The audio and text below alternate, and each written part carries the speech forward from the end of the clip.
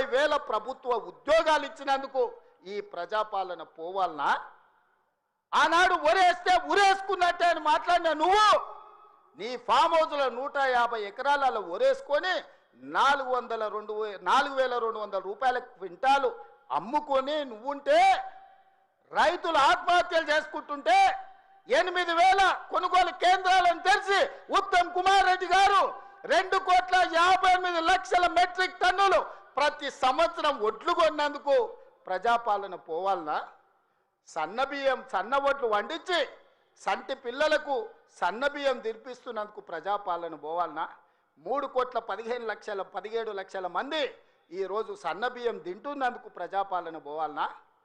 ఇవాళ పేదవాళ్ళు double bedroom ఇల్లు అంటివి, డబ్బా ఇండ్లు వద్దంటివి, కొడుకు కోడలు ఉంటే ఏడ ఉంటారంటివి, అల్లుడు బిడ్డ పండుగ కొత్తే ఏడవంటారంటివి, కుక్క పిల్ల గొర్రె పిల్ల ఉంటే ఏడ కట్టేయాలంటివి. నేను అడుగుతున్న ఈడు ఉన్న మా యువకులను, మీ ఊర్లో డబుల్ బెడ్రూమ్ ఇల్లు వచ్చిందా? ఆ దరిద్రుడు మీకు ఇల్లు ఇచ్చిండా? 10 ఏళ్ళు మీకు ఇల్లు ఇవ్వలే కానీ ఎర్రవల్లి ఫామ్ హౌస్లో 1000 ఎకరాలలో ఆయన గడి నిర్మించుకున్నాడు. జన్వాడలో కొడుకు ఫామ్ హౌస్ నిర్మించుకున్నాడు. మోయినాబాద్లో తాటి చెట్టు నిర్మించుకున్నది. శంకర్పల్లిలో ఆయన బిడ్డ నిర్మించుకున్నారు ఫామ్ హౌస్లు. ఉండడానికి గడిగా ప్రగతి భవన్ కట్టుకున్నాడు. వాస్తు సక్క లేదని సచివాలయాన్ని కట్టుకున్నాడు. మీ పేదలకు ఎవరికన్నా ఇల్లు ఇచ్చిండా? సంవత్సరానికి 2 లక్షల ఇల్లు ఇచ్చుంటే కూడా పేదలకు ఈ 10 ఏళ్లలో 20 లక్షల మంది పేదలు ఈరోజు ఇల్లు కట్టుకునేటోళ్ళు కదా. తండాలలో గూడాలలో మారుమూల పల్లెల్లో ఉన్న ఆదివాసీలు, లంబాడీలు, గిరిజనులు లేకపోతే ఇతర పేదలు ఇల్లు కట్టుకునేటోళ్ళు ఉండేటోళ్ళు కదా. 20 లక్షల కోట్లు ఖర్చు పెట్టినావు కానీ 20,000 ఇండ్లు కూడా పేదలకు ఇయ్యలేకపోయినావు. ఈరోజు 4.5 లక్షల ఇండ్లు పేదవాళ్లకు ఇందిరమ్మ ఇండ్లు ఇచ్చిన మాట నిజం కాదా? ఈరోజు మీ గ్రామాలలో ఇందిరమ్మ ఇండ్లు కట్టుకుంటున్నది నిజం కాదా? మిత్రులారా, గుండె మీద చెయ్యేసుకొని ఆలోచన చెయ్యండి. ఇలా పేదలకు 4 లక్షల 4.5 లక్షల ఇందిరమ్మ ఇండ్లు ఇచ్చినందుకు ప్రజాపాలన పోవాలనా? డబుల్ బెడ్రూమ్ ఇండ్లతో మోసం చేసిన పాపాల బైరోడు రావాలనా? ఒక్కసారి ఆలోచన చేయండి మిత్రులారా. ఇండ్లే కాదు, ఇల్లాలి కళ్ళల్లో ఆనందం చూడాలని 200 యూనిట్ల ఉచిత కరెంటు ప్రతి ఇంటిలో వెలుగులు నింపినందుకు, పేదవాడి కళ్ళల్లో ఆనందం చూసినందుకు ప్రజాపాలన పోవాలనా? ఇవాళ అదే కాదు, మహాలక్ష్మి పథకం ద్వారా ఆడబిడ్డలకు బస్సు ప్రయాణం ఇచ్చినందుకు ఈరోజు ప్రజాపాలన పోవాలనా అని నేను అడుగుతున్న మిత్రులారా. మీరు ఒక్కసారి ఆలోచన చేయండి. ఇల్లు ఇస్తమే, ఇంట్లో కరెంట్ ఇస్తమే, 500 రూపాయలకు సిలిండర్ ఇస్తమే, సన్న బియ్యం ఇచ్చి కడుపు నిండా బువ్వ పెడితే ఇందుకోసం ఈరోజు ప్రజాపాలన పోవాలనా? అంటే ఈ ప్రభుత్వాలు ధరల కూడిగం చేయాలి, గడీల ముందల బానిస బతకాలనా అని నేను అడుగుతున్నా. ఇవాళ ఈ ప్రభుత్వం 70,000 ఉద్యోగాలు ఇచ్చింది, 21,000 కోట్ల రైతు రుణమాఫీ చేసింది. ఈ ప్రభుత్వం 28 నెలలలో రైతులకు 1,50,000 కోట్ల రూపాయలు ఖర్చు చేసిన మాట నిజం కాదా? ఆనాడు మా అక్కలీడు ఉన్నారు, పాలపిట్టల లెక్క బతుకమ్మ చీరలు ఇచ్చితే ఏం చేసిండ్రక్క? పొలాల కాడ పిట్టలను బెదరగొట్టడానికి గట్టి రావునా? ఎన్నడన్నా ఈ తెలంగాణలో ఏ ఆడబిడ్డ అన్నా బతుకమ్మ చీరలు కట్టుకున్నారా? ఎన్నడన్నా పండుగ చేసుకున్నారా? నేను ఇవాళ మా అక్కల్ని అడుగుతున్నా, ఇందరమ్మ చీరలు మా సీతక్క మీకు పంచితే ఈరోజు వేలాది మంది పాలపిట్టలక్క చీరలు కట్టుకొని మా తమ్ముడు వచ్చిండు, మాకు చీర పెట్టిండు, మాకు సారె పెట్టిండు, మా తమ్ముడిని ఆశీర్వదించాలని ఇవాళ వేలాది మంది మా అక్కల ఆత్మగౌరవంతో కట్టుకురు. ఈ పక్కలు ఉన్న మా సోదరులు, అమ్మో మా ఆవిడ కూడా మంచిగా అందంగా ఉందే ఏందో అనుకున్నా అని పాలపిట్ట చీరల భార్యను చూసి సంతోషపడుతున్నారు.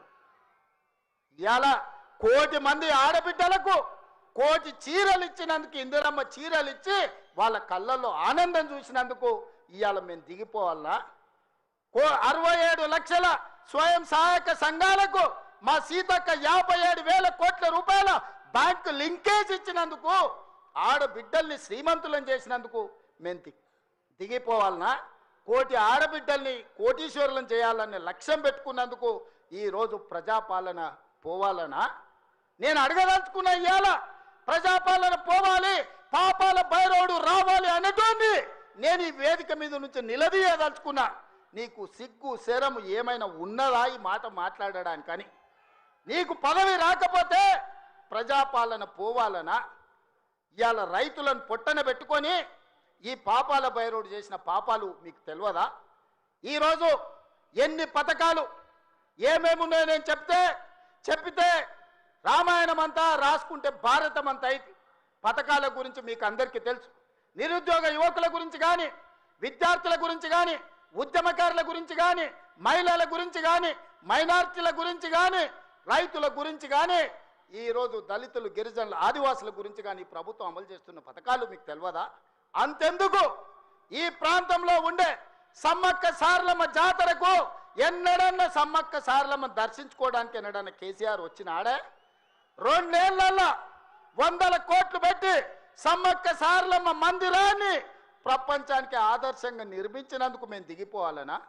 పేదల దైవాన్ని గౌరవించినందుకు మేము దిగిపోవాలనా?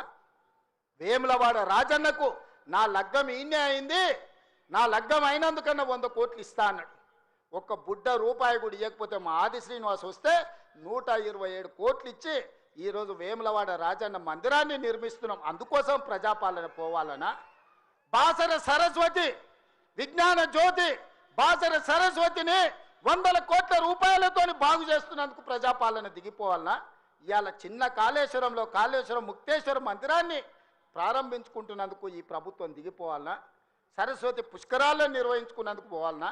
భద్రాచలంలో రాములవారి గుడిని నిర్మించుకుంటున్నందుకు ఈరోజు ప్రజాపాలన దిగిపోవాలనా? బాసర నుంచి భద్రాచలం వరకు గోదావరి పుష్కరాలను గొప్పగా నిర్మించుకోవాలి, గొప్పగా జరుపుకోవాలి, దేశంలో ఉండే భక్తులందరూ రావాలని ఏర్పాట్లు చేసుకున్నందుకు ఈరోజు ప్రజాపాలన పోవాలనా? దేనికి పోవాలని నేను అడుగుతున్నా. ఏమొచ్చింది, ఏమయ్యింది?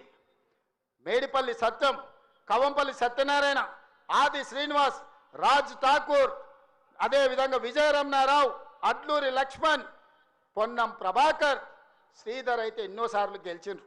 వీళ్ళందరూ మొదటిసారి ఎమ్మెల్యేలు గెలిస్తే ఇంత పొడుగు అంత పొడుగు అంటివి, లావు మొనగడ్డ లడాయిపోతే వెనకాల 3 నూకుడు మొనగాళ్ళు అంటివి. వాళ్ళతో పాటు నీకు టికెట్ ఇస్తే సొమ్ములు ఇస్తే నీ నెత్తి మీద దరిద్రం ఉండి నీ బుద్ధి సక్కాలేక జగిత్యాల ప్రజలు బండకేసి కొడితే అది మా తప్ప? ఎమ్మెల్యేకి బండకేసి కొడితే ఎంబడే ఎంపీ టికెట్ ఇస్తే బొంద పెట్టిరు వాళ్ళు, అది మా తప్ప? పార్టీ తప్ప? ఏం తక్కువ చేసింది నీకు పార్టీ? ఒక్క ఏడాది నిన్ను నమ్ముకున్న కార్యకర్తల కోసం ఓపిక పట్టవా?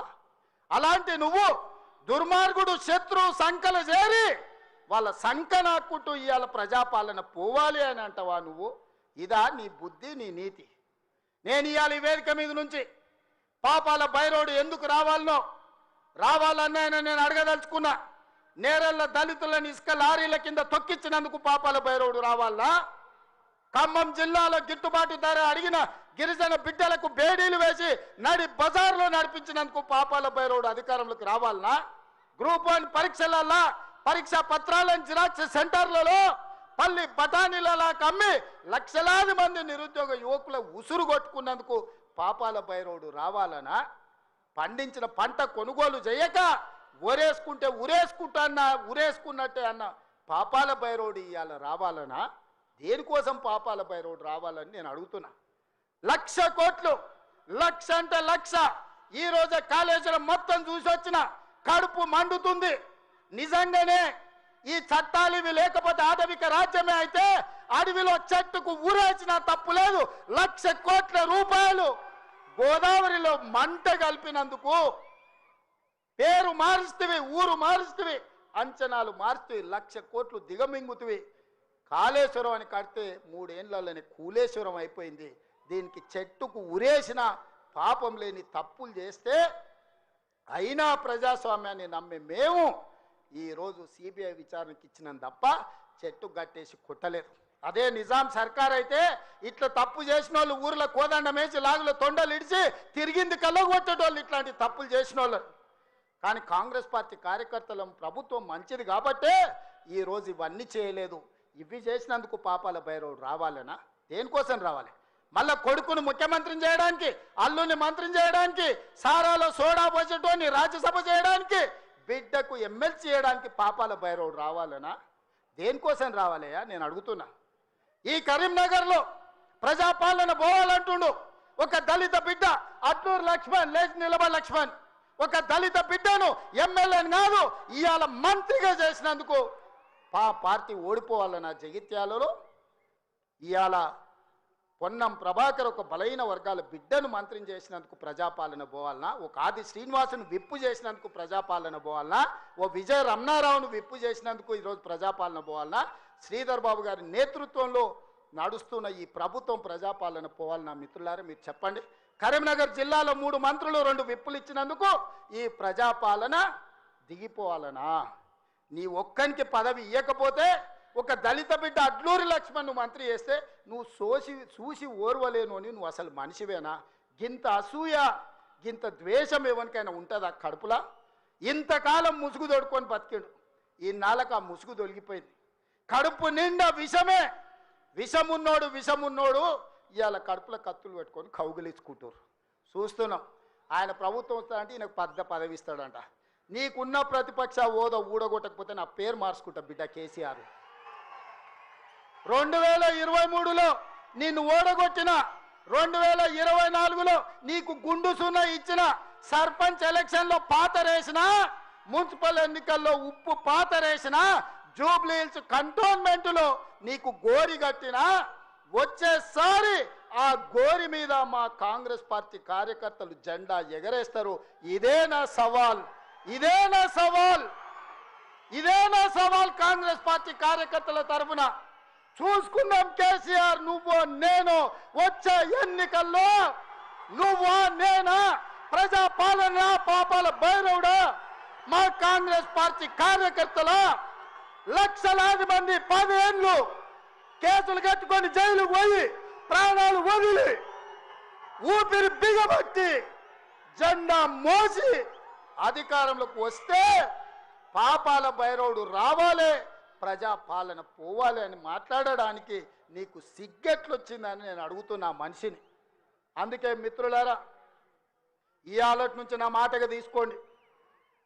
ఎన్నికలు ఎన్నడొచ్చినా ఎప్పుడొచ్చినా ఒక్క మాట రాసి పెట్టుకోండి. చరిత్రలో కేసీఆర్ గారు జగిత్యాలలో నిన్ను పాతరేసి 100 మీటర్ల లోతు గోతి తీసి పాతి పెట్టే కార్యక్రమం మా కాంగ్రెస్ పార్టీ జగిత్యాల కార్యకర్తలు తీసుకుంటారు.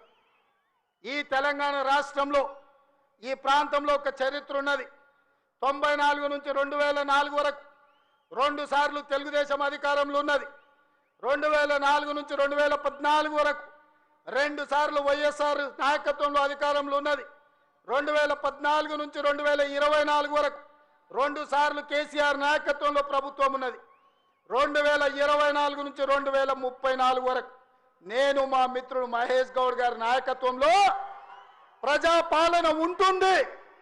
ఆనాడు వైఎస్ఆర్ డిఎస్ ఏ విధంగా అయితే 2 సార్లు పార్టీని అధికారంలోకి తెచ్చిండ్రో మళ్ళీ ఈరోజు చెప్తున్నా, అదే వైఎస్ఆర్ డిఎస్ నాయకత్వంలో ఎట్లయితే అధికారంలోకి వచ్చినామో ఈనాడు నేను మా మిత్రుడు మహేష్ గౌడ్ 2సార్లు అధికారంలోకి తీసుకొస్తాము, ప్రజాపాలనను ప్రజలకు అందిస్తామని చెప్పి నేను ఈ వేదిక మీద నుంచి చెప్పదలుచుకున్నా. చరిత్ర పునరావృతం చేసే బాధ్యత మాది, చరిత్రను నిర్మించే బాధ్యత నాది. చరిత్రలో సువర్ణ అక్షరాలతో లిఖించే విధంగా ప్రజాపాలన అందించే బాధ్యత మాది. ప్రభుత్వ ఉద్యోగాలు ప్రైవేటు ఉద్యోగాలే కాదు, హైదరాబాదు నగరాన్ని మహానగరంగా నిర్మించుకునే బాధ్యత మాది. కూలిపోయిన కూలేశ్వరాన్ని చక్కగా చేసుకొని మళ్ళీ నీళ్ళు అందించుకునే బాధ్యత మనది. పాలమూరు రంగారెడ్డి ఎత్తిపోతలు కావచ్చు, జూరాలు కావచ్చు, భీమా కావచ్చు, నెట్టంపాడు కావచ్చు, కోయిల్సాగర్ కావచ్చు, శ్రీరామ్ సాగర్ కావచ్చు, దేవాదులు కావచ్చు, సీతారామ ప్రాజెక్టు కావచ్చు, కాళేశ్వరం ప్రాజెక్టు కావచ్చు, మా మిత్రుడు చెప్పిన చిన్న కాళేశ్వరాన్ని పూర్తి చేపించే బాధ్యత నాది. మిత్రులారా, మీకు అండగా నిలబడి మీరు అండగా ఉండండి, నాతో పాటు నడవండి. ఎవడు వచ్చినా తొక్కుకుంటబోయే బాధ్యత మనం తీసుకుందాం. ఈ దేశంలోనే నేను చెప్పదలుచుకున్నా, ఈ దేశంలోనే అత్యధిక మెజార్టీతోని రాష్ట్ర ప్రభుత్వాన్ని ఏర్పాటు చేయడమే కాదు, వచ్చేసారి తెలంగాణలో 15 పార్లమెంటులను గెలిపించి రాహుల్ గాంధీని ప్రధానమంత్రిని చేసే బాధ్యత నాది, మీది. ఈరోజు ప్రతిన బూనుదాం, రాహుల్ గాంధీని ప్రధానమంత్రిని చేద్దాం. మీరందరూ సిద్ధమేనా? అక్కడున్న వేలాది మంది సోదరులు సిద్ధమేనా సిద్ధమేనా సిద్ధమన్నోళ్ళ